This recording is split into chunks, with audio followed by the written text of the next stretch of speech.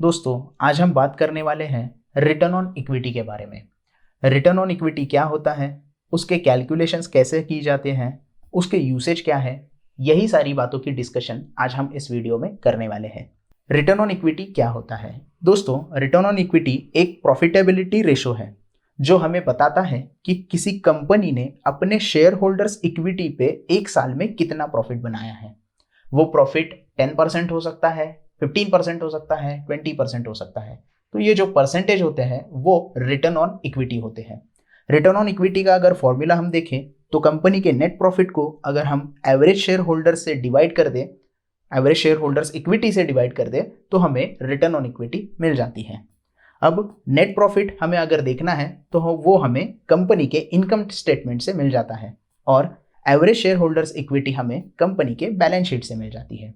अब average share holders equity निकालने के लिए हमें सबसे पहले फाइनेंशियल ईयर की ओपनिंग शेयर होल्डर्स इक्विटी को लेना होता है, उसे कंपनी की financial year closing share equity के साथ ऐड करना होता है और 2 के साथ डिवाइड करना होता है।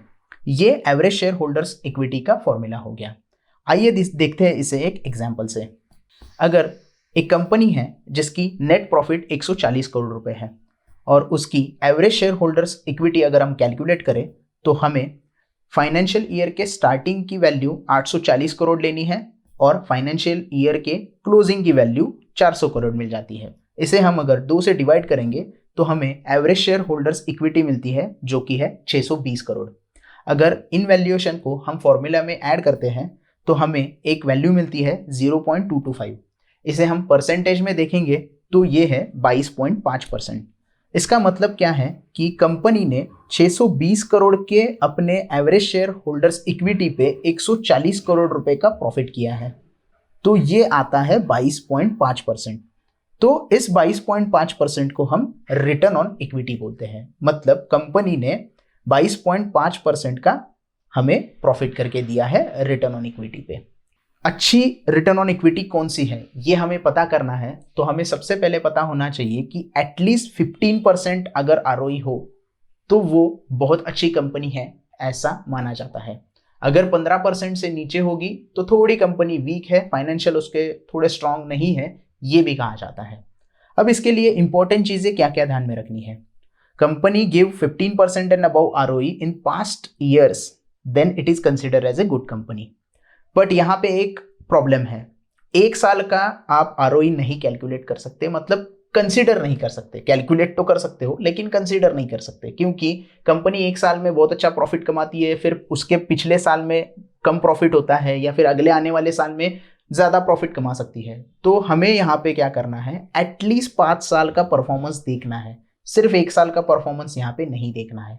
उसके साथ साथ कंपनी पे कितना कर्ज है ये भी हमें यहाँ पे कंसिडर करना होता है, क्योंकि अगर कर्जा ज़्यादा होगा तो आरओई बढ़ जाएगी।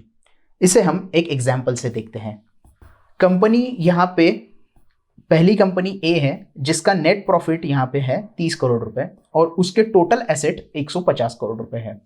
उसी के साथ साथ एक दूसरी कंपनी है, कंपनी बी, जिसका भी नेट प्रॉफिट 30 करोड़ है लेकिन उसके टोटल एसेट भी 150 करोड़ है।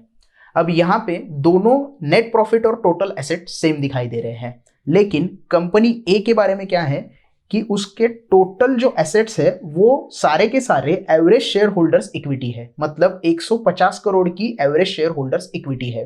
वही कंपनी बी जो है उनके यहाँ पे average share holders equity 50 crore की है लेकिन उनके ऊपर डेप्ट जो है वो 100 करोड़ रुपए का है। इसका मतलब क्या हो गया कि कंपनी ने अपने average share holder equity 50 crore के ऊपर 100 करोड़ का कर्जा ले रखा है।